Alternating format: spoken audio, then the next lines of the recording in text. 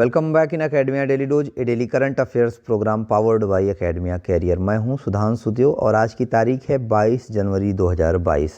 आज के इस प्रोग्राम के अंतर्गत हम बात करेंगे आज की डेट में बनने वाले अंतर्राष्ट्रीय करंट अफेयर्स से जुड़े आज के महत्वपूर्ण प्रश्नों की, उन प्रश्नों से संबंधित महत्वपूर्ण तथ्यों की तथा अगले दिन के लिए कुछ महत्वपूर्ण प्रश्न आपको अभ्यास प्रश्नों के रूप में दिए जाएंगे। तो आइए सबसे पहले डालते हैं एक नज़र आज की सभी अहम खबरों पर।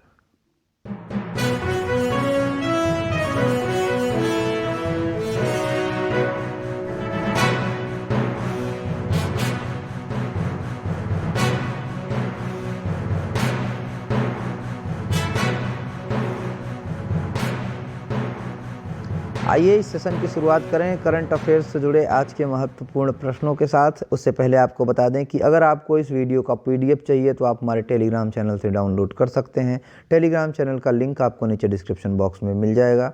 इस सेशन से पहले एक छोटी सी मोटिवेशनल लाइन आपके लिए, तब तक अपने काम पर काम करें जब तक कि आप सफल नहीं हो जाते। तो इसी मोटिवेशनल लाइन के साथ बात करें आज के पहले प्रश्न की। तो किस शहर ने गुलामी व्यापार से जुड़ी विलियम बेकफोर्ड और सर जॉन कैश की मूर्तियों को हटाने की घोषणा की है?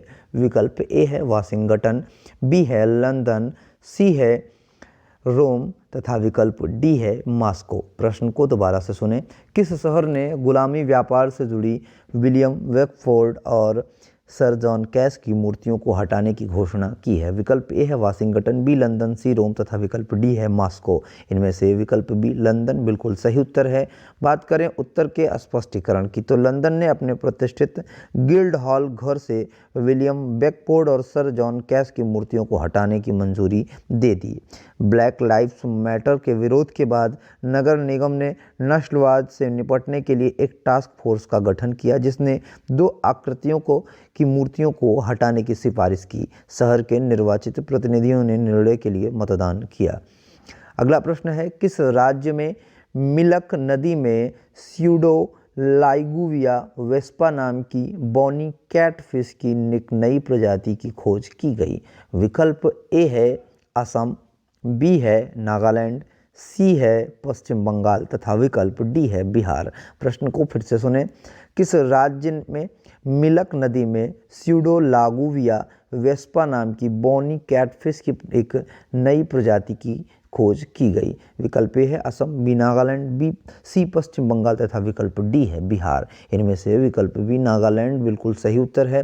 बात करें उत्तर के स्पष्टीकरण की तो नागालैंड राज्य में मिलक नदी में स्यूडोलागुविया वेस्पा नाम की बॉनी कैटफिश की एक नई प्रजाति की खोज की गई। जीनस स्यूडोलागुविया के सदस्य नेपाल, भारत और बांग्लादेश में गंगा और ब्रह्मपुत्र जल निकासी की पहाड़ी धाराओं और नदियों में मौजूद छोटी कैटफिश हैं। म्यांमार और पश्चिम घाट प्रायद्वीप भारत में इरावदी व सितांग जल निकासी पर भी पाई जाती हैं। वेस्पा लैटिन शब्द वेस्पा से लिया गया है जिसका अर्थ है ततैया। अगला प्रश्न है आपके लिए किस देश ने एक प्रस्ताव पारित किया जो खतरों को रोकने के लिए अपने तटरक्षकों को विदेशी जहाज़ों पर आग लगाने की अनुमति देता है? विकल्प ए है उत्तर कोरिया, बी है चीन, सी है श्रीलंका तथा विकल्प डी है थाईलैंड। प्रश्न को दोबारा से सुने।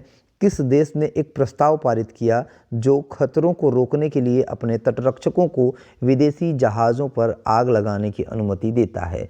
विकल्प ए है उत्तर कोरिया, बी चीन, सी श्रीलंका तथा विकल्प डी है थाईलैंड। इनमें से विकल्प बी चीन बिल्कुल सही उत्तर है।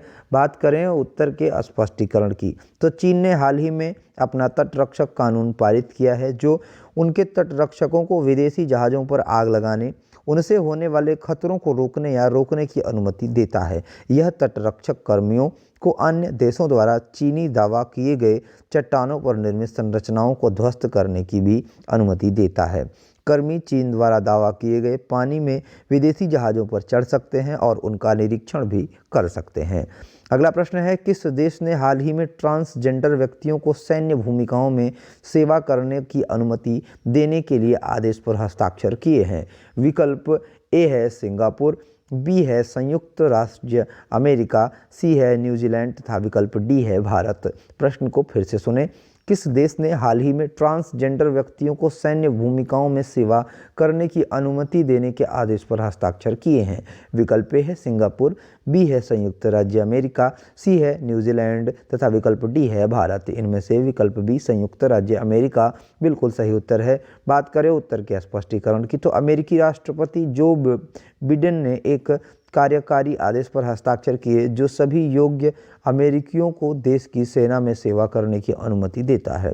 पूर्व राष्ट्रपति बराक ओबामा ने ट्रांसजेंडर लोगों को सेना में सेवा देने की अनुमति दी थी, जबकि पिछले राष्ट्रपति डोनाल्ड ट्रंप ने इस प्रक्रिया पर प्रतिबंध लगा दिया था। अब यह नया आदेश व्यक्तियों को आवश्यक चिकित्सा देखभाल प्रदान करते हुए प्रतिबंध को रद्द कर देगा। अगला प्रश्न है, डोमिनिक ओंगवेन जिसे अंतर्राष्ट्रीय अपराध न्यायालय आईसीसी द्वारा युद्ध अपराधों के लिए दोषी ठहराया गया था, किस देश से है? विकल्प ए है सूडान, बी है युगांडा, सी है नाइजीरिया तथा विकल्प डी है इराक। प्रश्न को फिर से सुने। डोमिनिक ओंगवेन जिसे अंतर्राष्ट्रीय अपराध न्यायालय यानी कि आईसीसी द्वारा युद्ध अपराधों के लिए दोषी ठहराया गया था, किस देश से है? विकल्प ए है सूडान, बी युगांडा, सी नाइजीरिया तथा विकल्प डी इराक। इनमें से विकल्प बी युगांडा बिल्कुल सही उत्तर है। बात करें उत्तर के स्पष्टीकरण की, तो नीदरलैंड स्थित अंतर्राष्ट्रीय आपराधिक न्यायालय यानी कि आईसीसी ने युगांडा के पूर्व सरदार डोमिनिक ओंगवेन को युद्ध अपराधों और मानवता के खिलाफ अपराधों के लिए दोषी ठहराया। डोमिनिक ओंगवेन ने 2002 से 2004 तक लॉर्ड्स रेसिस्टेंस आर्मी यानी कि LRA की एक ब्रिगेड का नेतृत्व किया। उन पर 70 अपराधों का आरोप लगाया गया था और उनमें से 61 को दोषी पाया गया था। RLA एक विद्रोही समूह है जो युगांडा में 20 से अधिक वर्षों से सक्रिय है। अगला प्रश्न है, हाल ही में किस देश ने 10 वर्षीय अंतरिक्ष कार्यक्रम शुरू किया है? विकल्प ए है इजराइल, बी है चीन, सी है USA तथा विकल्प डी है तुर्की। प्रश्न को फिर से सुने। हाल ही में किस देश ने 10 वर्षीय अंतरिक्ष कार्यक्रम शुरू किया है? विकल्प ए है इजराइल, बी चीन, सी USA तथा विकल्प डी है तुर्की। इनमें से विकल्प डी तुर्की बिल्कुल सही उत्तर है।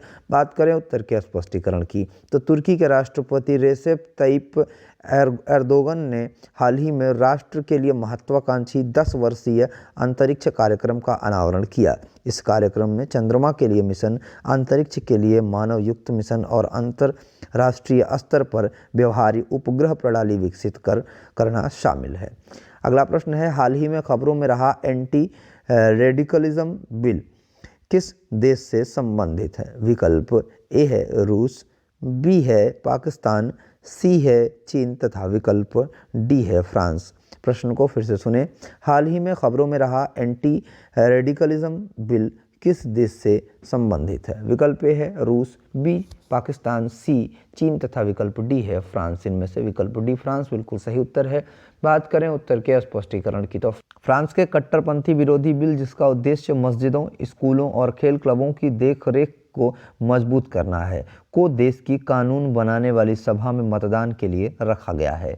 इस बिल का प्रस्ताव फ्रांस को कट्टरपंथी इस्लामवादियों से मुक्त करने और फ्रांसीसी मूल्य के लिए सम्मान सुनिश्चित करने के लिए किया गया है। इसे राष्ट्रपति इमैनुएल मैक्रों का ऐतिहासिक प्रोजेक्ट माना जा रहा है।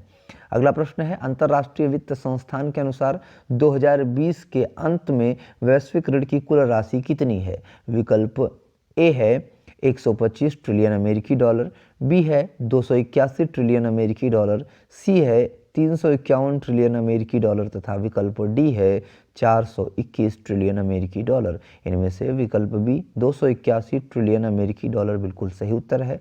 बात करें उत्तर के स्पष्टीकरण की, तो अंतर्राष्ट्रीय वित्त संस्थान के अनुसार 2020 के अंत में वैश्विक ऋण की कुल राशि 281 ट्रिलियन अमेरिकी डॉलर थी। इसने यह भी खुलासा किया कि देशों, कंपनियों और परिवारों ने पिछले साल कोविड-19 के कारण पैदा हुए आर्थिक संकट से निपटने के लिए 24 ट्रिलियन अमेरिकी डॉलर जुटाए। कुल कर्ज वैश्विक सकल घरेलू उत्पाद का 355% से अधिक था। अगला प्रश्न है, किस देश ने दुनिया में बर्ड फ्लू स्ट्रेन H5N8 के इंसानों में फैलने का पहला मामला दर्ज किया है? विकल्प ए है चीन, बी है रूस, सी है भारत तथा विकल्प डी है इंडोनेशिया। प्रश्न को फिर से सुने, किस देश ने दुनिया में बर्ड फ्लू स्ट्रेन H5N8 के इंसानों में फैलने का पहला मामला दर्ज किया? विकल्प ए चीन, बी रूस, सी भारत तथा विकल्प डी इंडोनेशिया। इनमें से विकल्प बी रूस बिल्कुल सही उत्तर है। बात करें उत्तर के स्पष्टीकरण की, तो रूस ने हाल ही में पक्षियों से मनुष्यों में H5N8 नाम के एक बर्ड फ्लू वायरस के स्ट्रेन का पहला मामला दर्ज किया है। कंपनी ने मामले की जानकारी विश्व स्वास्थ्य संगठन WHO को दी है। हाल के महीनों में कई देशों रूस, यूरोप, चीन, मध्य पूर्व और उत्तरी अफ्रीका में H5N8 स्ट्रेन के प्रकोप की सूचना मिली थी, लेकिन अब तक केवल पोल्ट्री में। यह तो बात हुई आज की डेट में बनने वाले सभी महत्वपूर्ण प्रश्नों की, जो कि करंट अफेयर्स से रिलेटेड थे। अब बारी है पिछले अभ्यास प्रश्नों के समाधान की। तो आइए बात करें कल के पहले अभ्यास प्रश्न की। तो टेलीविजन रेटिंग पॉइंट यानी कि TRP सेवाओं को मजबूत करने के लिए गठित कार्य समूह का प्रमुख कौन है? विकल्प ए था अनुराग सिंह ठाकुर, बी था शशि शेखर वेम्पति, सी था सुकांत वत्स था विकल्प डी था एल मरुगनी। इनमें से विकल्प बी शशि शेखर वेम्पति बिल्कुल सही उत्तर था। बात करें उत्तर के स्पष्टीकरण की, तो सूचना प्रसारण मंत्रालय ने डेटा कैप्चरिंग के विभिन्न पहलुओं का अध्ययन करने और टेलीविजन रेटिंग पॉइंट यानी कि TRP सेवाओं को मजबूत करने के लिए प्रसार भारती के CEO शशि शेखर वेम्पति की अध्यक्षता में एक सुकांत वत्स की स्थापना की है। अगला प्रश्न है, तस्नीम मीर भारतीय विश्व की नंबर 1 खिलाड़ी बनी, वह किस खेल से जुड़ी हैं? विकल्प ए है टेनिस, बी है बैडमिंटन, सी है शूटिंग तथा विकल्प डी है हॉकी। इनमें से विकल्प बी बैडमिंटन बिल्कुल सही उत्तर है। बात करें उत्तर के स्पष्टीकरण की, तो नवीनतम बैडमिंटन वर्ल्ड फेडरेशन यानी कि WWF जूनियर रैंकिंग में अस्मीन मीर अंडर 19 गर्ल्स सिंगल्स वर्ग में वर्ल्ड नंबर 1 हासिल करने वाले पहली भारतीय बनी। उनके बाद रूस की मारिया गोलुवेवा और स्पेन की लूसिया रोड्रिगज का नंबर आता है। यह तो बात हुई आज के अभ्यास प्रश्नों के समाधान की। अब बात करें आज के लिए कुछ अभ्यास प्रश्नों की। तो आइए दिखाते हैं आपको आपके लिए कुछ महत्वपूर्ण अभ्यास प्रश्न। पहला प्रश्न है, किस अरब देश ने अपनी महिलाओं को सशस्त्र बलों में शामिल होने की मंजूरी दी है? विकल्प ए है कतर, बी है कुवैत, सी है सऊदी अरब तथा विकल्प डी है ओमान। उम्मीद करते हैं आप इस प्रश्न का उत्तर नीचे कमेंट बॉक्स में ज़रूर देंगे और यह प्रश्न आपको हमारे YouTube के कम्युनिटी सेक्शन में भी मिल जाएगा। वहां पर विकल्पों को चयनित करके भी आप उत्तर दे सकते हैं। आज के लिए बस इतना ही, मिलते हैं अगले वीडियो में। तब तक बने रहें एकेडमी डेली डोज के साथ। चैनल पर यदि आप नए हो तो चैनल को सब्सक्राइब कर ले, बेल आइकॉन दबाएं जिससे आपको समय पर अपडेट मिलता रहे। वीडियो अच्छा लगा हो तो वीडियो को लाइक करें। हम सोशल मीडिया प्लेटफॉर्म पर भी मौजूद हैं। आप हमें Facebook, Instagram, Pinterest, LinkedIn, Twitter और कू पर भी फॉलो कर सकते हैं। वहाँ पर भी हम आपके लिए नए नए अपडेट लाते रहते हैं। इस वीडियो को देखने के लिए धन्यवाद।